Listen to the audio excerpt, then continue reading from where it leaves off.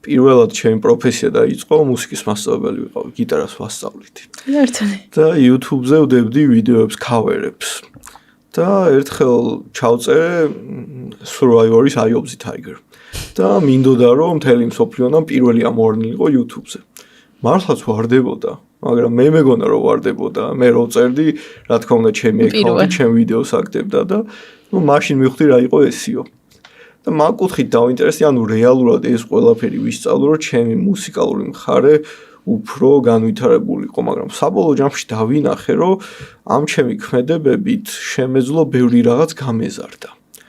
საქართველოში ძალიან ბევრ კომპანიასთან მივედიო, უბრალოდ შევთავაზე, რომ აი page შეგიქმნით და რეკლამას გაუშვებთ ხო და მეგობრები მეუბნებოდნენ, რადგინა ეს Facebook-ი გადმოდი ადნაკლასნიკებზე და რაღაც და მომწონდა ეს რა საინტერესო იყო, მაშინ იწყებოდა ალგორითმი ზუსტად მუშაობას.